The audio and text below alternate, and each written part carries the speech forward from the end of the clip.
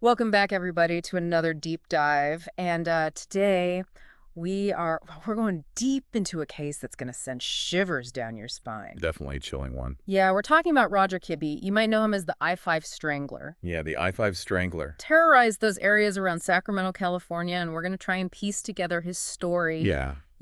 well, we've got excerpts from his Wikipedia entry, so we'll Right. see what we can find out.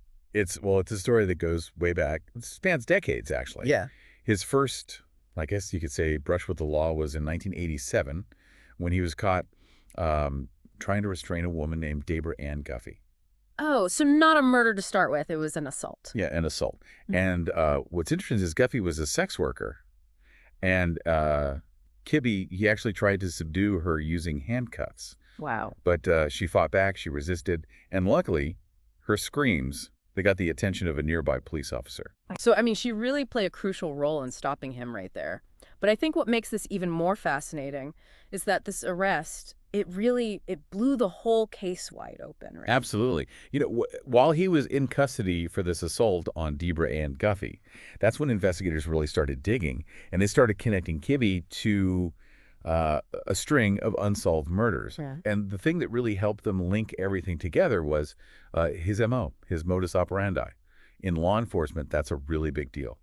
So you're talking about like a criminal signature, right? Like something he does every time. Exactly. A pattern of behavior. It's, something that becomes predictable, and that's what helps connect the dots. So in Kibbe's case, he had this thing about targeting women who were stranded near freeways. He'd offer them help, play the Good Samaritan, and then bam, he'd overpower them. And get this, he'd use parachute cord and duct tape. Oh, But it gets even creepier. He had these like specific knots he used, and he would cut their clothing in these very distinct patterns. And guess what he used? Scissors that belonged to his mother. no way. Yeah, and to try to like cover his tracks, he would even cut their hair to remove any tape. It's like he was trying to like erase himself from the scene. It's so meticulous. It's almost, I don't know, ritualistic. It just makes you wonder, like, what's going on in his mind? What drove him to leave those very deliberate marks? Was it like a control thing, or was he trying to taunt the authorities? Yeah. Or, I don't know, something else entirely? It's the million-dollar question, right? Criminal psychologists, they've been trying to figure that out for, well, since he was caught. Yeah. And there's no easy answer. Could be a bunch of things, all mixed together. But one thing's for sure, that attention to detail, that's what tripped him up in the end. Yeah, totally. It gave those investigators, it gave them something to follow, like a breadcrumb trail. It's how they connected him to so many victims, including Darcy Frackenpole. She was, well, a 17-year-old runaway. Yeah, just a kid. I mean, her murder, that's what got Kibbe that 25 to life sentence. It was the key. But even with him locked up, they didn't stop looking into his crimes. There was one victim, Lou Ellen Burley. She vanished way back in '77. And for the longest time, they couldn't find her body. Oh, man, that's awful. Whatever happened there? Well, here's the twist. Kibbe actually cooperated with the investigators, Really? led them to a dry creek bed, said that's where he, got rid of her body. Wow. But at the time, they searched, and nothing. So he confessed, but they couldn't find her. It took years. Detective Dan Donnelly, this guy was determined, went back to that same creek bed years later, and guess what? They found her. They found her remains in 2009. Wow. Talk about dedication. It's amazing. Bringing closure to those families, it must be a huge driving force for these investigators, Yeah. even when the guy's already behind bars. Yeah, for sure. But 2009 was a big year for this case, right? Not Mhm. just finding Lou Ellen Burley. You got it. Kibbe, he made a deal, a plea bargain. Confessed to 6 more murders. And that's how he got out of the death penalty. 6 more. Oh my gosh. Those poor families, all that time not knowing, and then suddenly. Yeah. Talk about a bombshell. Kibbe's crimes, they had a ripple effect. Touched so many lives. And each victim, they had a name, a story. Laura Heenick, 21 years old. Barbara Scott, 29. Stephanie Brown, only 19. Charmaine Sabra, 26. Catherine Kelly Quinones, 25. And Karen Louise Finch, she was 25 too. Each one a life cut short. You just, I don't know, you have to wonder what goes through someone's mind when they finally confess after all that time. Was he like, I don't know, trying to find some kind of twisted redemption? Or was he just playing the system one last time? It's hard to say for sure. Yeah. But that plea bargain, it definitely added another chapter to the Roger Kibbe story. Oh, yeah. And all of this is before we even get to his death in prison. Exactly. Right. But let's dive into that next time. Yeah, we got to unpack that one. So Kibbe confesses to 6 more murders. Just like that, to avoid the death penalty. I mean, talk about a mix of emotions for those families, finally getting some answers, but at what cost? It's got to be tough, finding out what happened, but having all those painful memories come rushing back. Yeah. And then you have to wonder, was he really remorseful or just trying to save his own skin? Chilling thought. Manipulating the system, even from behind bars. Hey, remember we were talking about modus operandi before? Kibbe's, his methods. What's the big deal about that for investigators? Why is it so important? Well, it's all about connecting the dots. When investigators see a pattern, like in how the crimes are done, the types of victims, the methods used, even little details like the knots used to tie someone up, it helps them build a profile. And sometimes it links cases that might have stayed cold forever. It's like a puzzle, isn't it? Looking for those pieces that fit together, those telltale signs. And Kibbe, he was so meticulous, almost obsessive. In a way, that's what got him caught. Yeah, his need for control, his signature, it left a trail.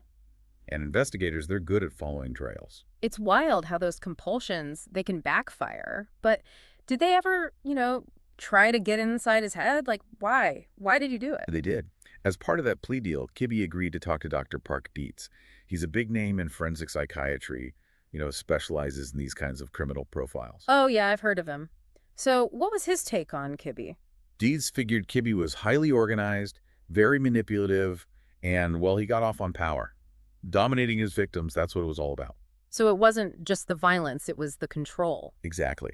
And that's why understanding the psychology behind these crimes, it's crucial. Not just the physical acts, but the why. If we can figure out the motivations, maybe we can prevent these things from happening again. Powerful stuff. It's not just about catching the bad guy, but stopping others from becoming the bad guy. Absolutely. And, this whole idea of the criminal mind, it fascinates people. That's why we have all those true crime documentaries and TV shows. Yeah, for sure. Kibbe's case, I think it was on a bunch of them. Forensic Files, The New Detectives, Profiling Evil, right? Right. And each one probably took a different angle. Forensic Files, they'd probably zero in on the science, Yeah. the DNA, the fibers, all that.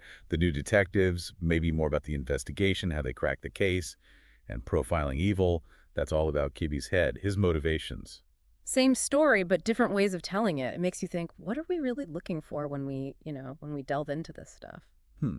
Maybe it's about trying to understand something that just doesn't make sense. Or maybe it's facing our fears, like making sure it doesn't happen to us. Whatever it is, there's something about true crime that draws us in, this dark side of human nature. Like staring into the abyss, but hoping to learn something about ourselves along the way. But sometimes I think, I don't know, maybe we get so caught up in the puzzle that we forget about the people, the real cost of these crimes. You're so right. It's easy to lose sight of the human element. But behind every case file, every headline, there are real people whose lives have been shattered. Yeah, those are the stories that matter, the ones that remind us of the real impact of these acts. Speaking of impact, let's talk about the guy who killed Kibbe, Jason Boudreau. Now, that adds a whole other layer to this. Absolutely. He said it was revenge for Kibbe's victims. But does that make it right? Is that justice? Yeah, it's a tough one. Kibbe, he deserved what he got, no question. But can we just take the law into our own hands? It makes you think, where's the line? Boudreaux's actions, they make us face some hard truths about the law.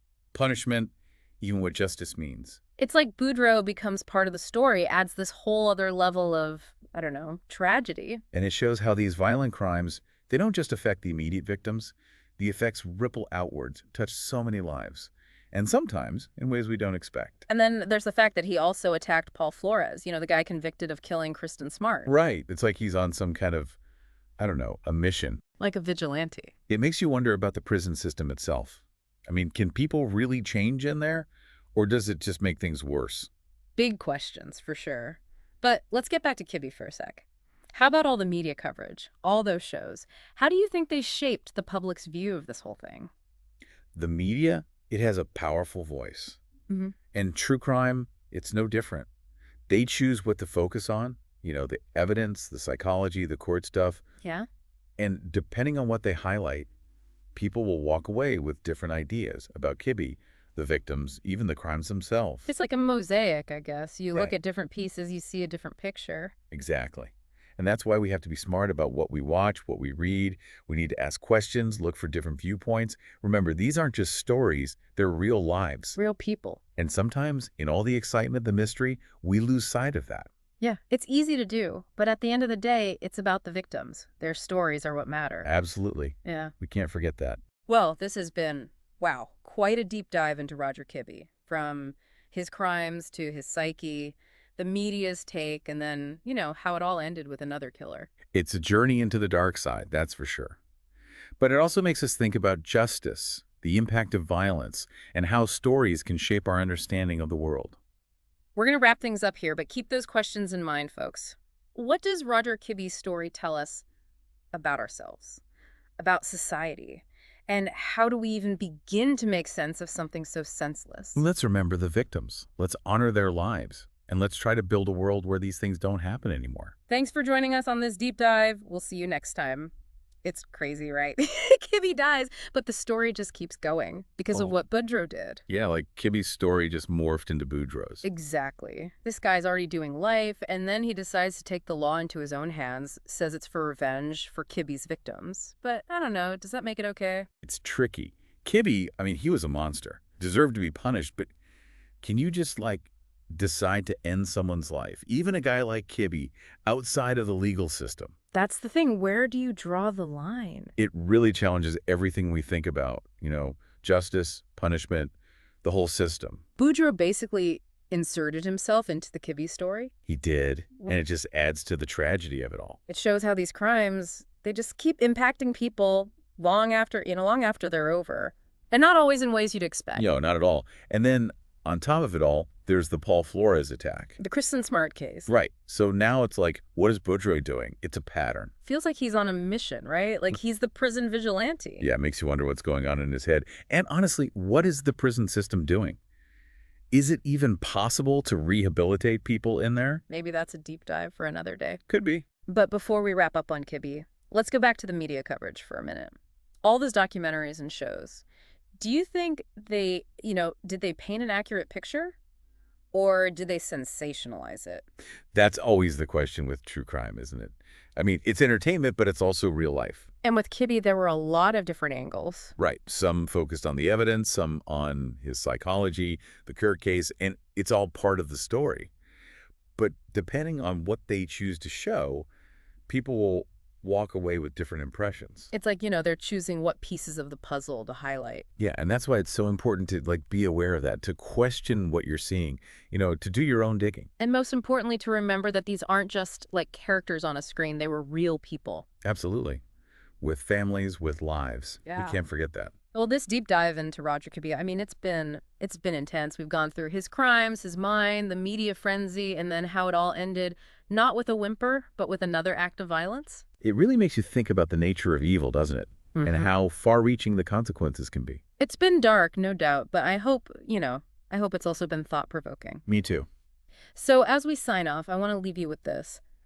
What does Roger Kibbe's story tell us about ourselves, about humanity, and how do we deal with, with the fact that sometimes there just aren't easy answers? Let's keep those questions in mind as we move forward. And let's never forget the victims. They deserve our remembrance, and they deserve justice. Thank you for joining us on this deep dive.